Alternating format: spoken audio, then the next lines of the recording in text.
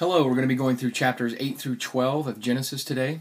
And if you're just tuning in, we are going through the Bible chronologically from Genesis to Revelation using the Chronological Study Bible.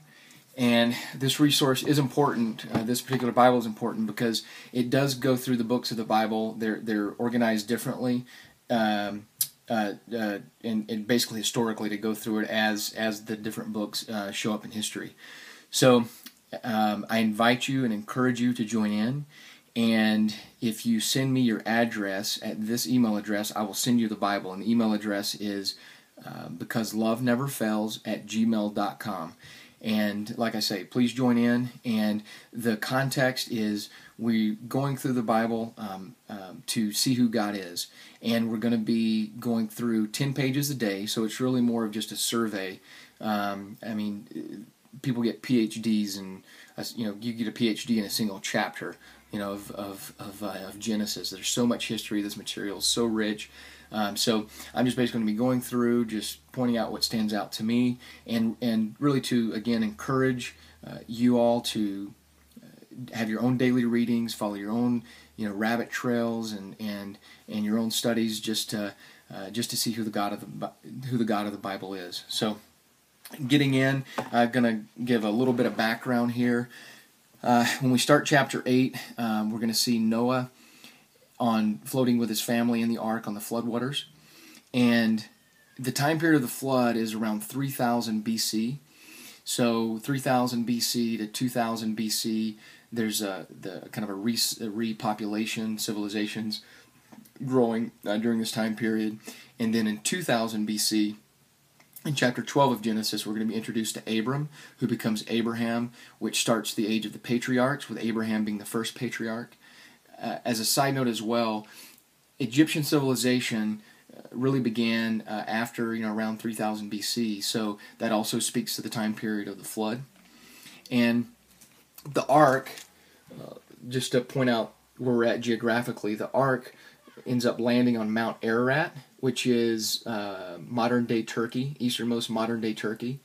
And Noah had 3 sons, Japheth, Shem, and Ham. So I've located them geographically here as well. So Japheth would have, his descendants populated the Caucasus. Shem, or the Semites, Mesopotamia, this area. And then Ham would have been Africa and Egypt.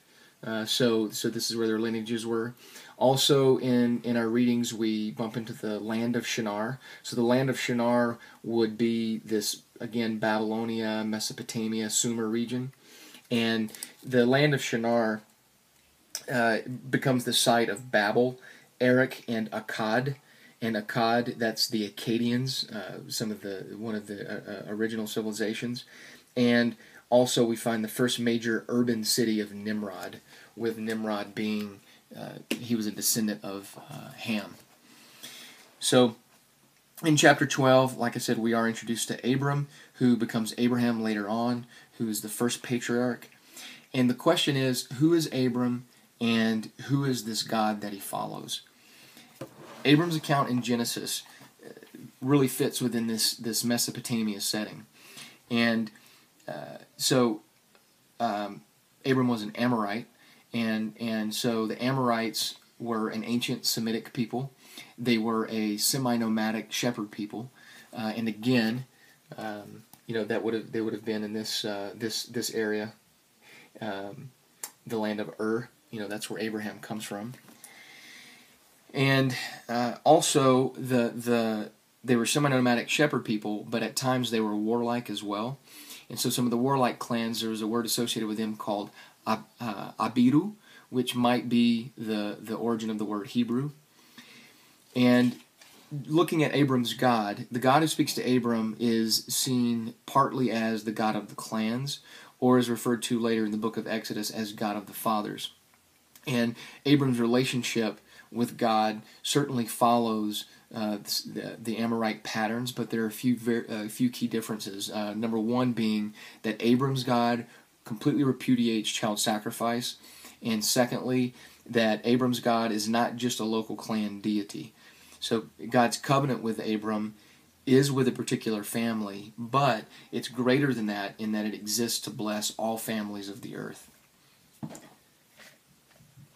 Chapter 8. Again, here's Noah floating on the floodwaters in the ark with his family and the animals. And just, some key things in chapter 8 that jumped out. Again, we're around 3000 BC here, and the waters had prevailed on the earth for about 150 days. So the total time that Noah was in the ark with his family was about 371 days. And so, they during this time period, Noah started to test, hey, what's the level of the water, what's going on. So in order to test that, he sends out birds. He sends out first a raven, then he sends out 3 doves. First dove comes back, second dove comes back with an olive leaf, and then the third dove doesn't come back at all. And a funny thing in looking at this 371 days, that a funny thought that I had was this, so Noah, during this 371 day time period, Noah takes the covering off the ark. But when that covering comes off, it's actually 57 days before they exit the ark. So for 57 days, they're just hanging out, watching the earth dry. And the funny thought was this might have been the first tailgate party, because I'm imagining them just sitting on the edge of the ark with their feet dangling and just looking out at the drying earth, and just how invigorating it is after a rain. Just the smells, just the view, all of that. So for 57 days, this is what they were doing. So Noah leaves the ark, builds an altar, and offers up burnt offerings. From what I've read, so far, this jumps out to me as the first offering. And so he's sacrifices to God. And in chapter 9, God blesses Noah and his sons. Actually, before we jump into chapter 9, with that offering, this begins God's covenant with creation. He's offering up burnt offerings. The Lord smells the soothing aroma. And in verse 21 of chapter 8, God says, I will never again curse the ground for man's sake, although the imagination of man's heart is evil from his youth, nor will I again destroy every living thing as I have done. While the earth remains, seed time and harvest, cold and heat, winter and summer, and day and night shall not cease. So, chapter 9, God blesses Noah and his sons, tells him to be fruitful and multiply. A divine protection here in chapter 9 is placed on Noah. In verse 2, he says, and the fear of you and the dread of you shall be on every beast of the earth, on every bird of the air, on all that move on the earth, and on all the fish of the sea. He tells him every moving thing and the herbs shall be food for you. Also here, God demands a reckoning for life blood. Basically, don't eat blood, and also don't take it from another person. And if you do, I will require life for life. Is my interpretation of it. So we're seeing some justice here, right? We're seeing God's justice. God's referred to as a just God, just or judgment. He's saying whoever sheds man's blood, by man his blood shall be shed. For in the image of God he made man. And it seems that our minds get torqued out a little bit by judgment. And so in reflecting on this, I'm thinking, you know what? I don't have to give my life if I don't take a life, right? So just don't take a life, right? Just obey. Again, that pattern of obedience, just obey, and then there's no judgment. So, but we get a little torquey about judgment. Okay, so in chapter 9, we see the rainbow. God sets his rainbow in the cloud and says it shall be for the sign of the covenant between me and the earth. He also covenants with Abram. He tells Abram, I establish my covenant with you and with your descendants after you. I said Abram, I'm sorry, Noah. So with Noah, he's saying, I establish my covenant with you and your descendants after you.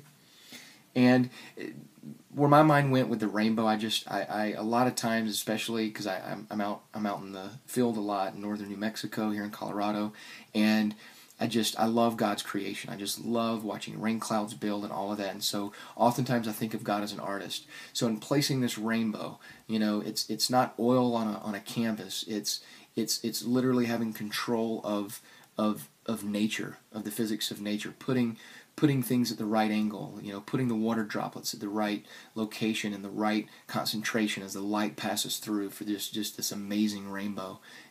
That's God's medium. Okay, so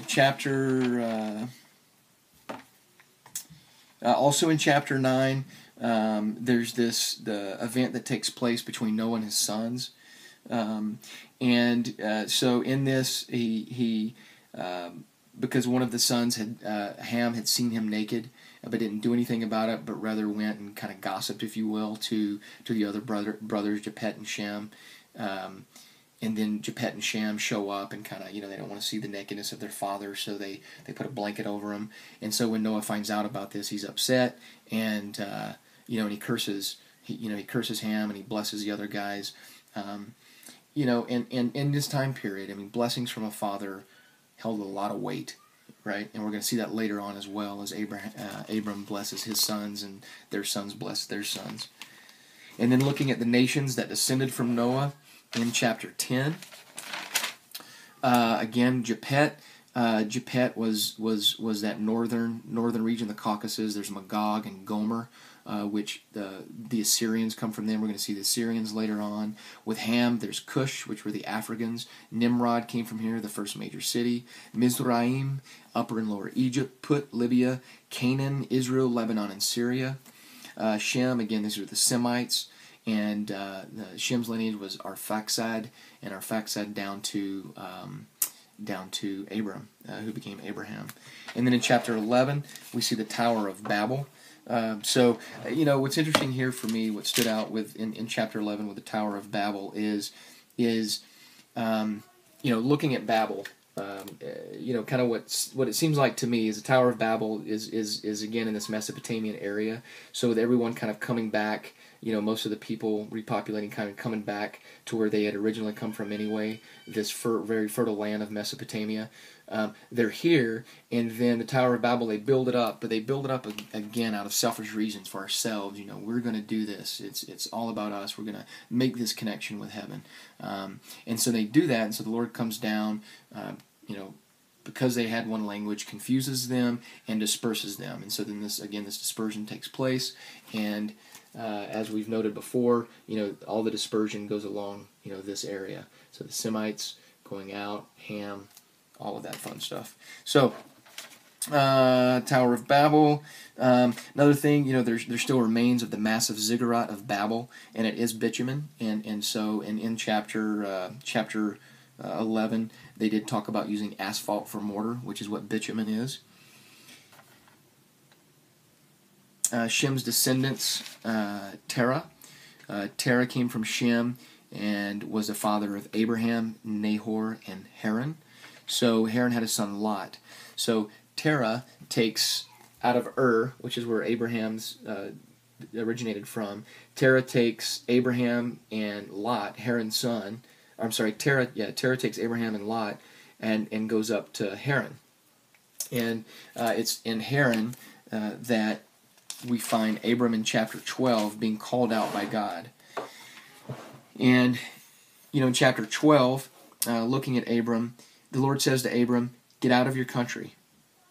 And he tells him, from your family and your father's house to a land that I will show you, I will make you a great nation. I will bless you and make your name great, and you shall be a blessing. I will bless those who bless you, and I will curse him who curses you, and in you all the families of the earth shall be blessed. And then right there, right next, what did Abram do? He departed.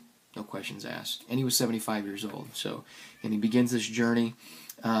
So he goes into to Canaan, right? So as Abram leaves Haran, he's now coming down. There's a famine. So Abram goes into Egypt, and then he's going to end up coming back.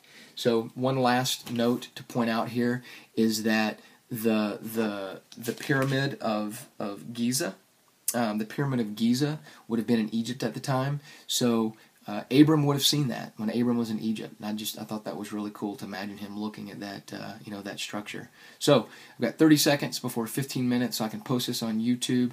I hope this finds you well, and let's keep doing this together. I look forward to it. God bless you guys.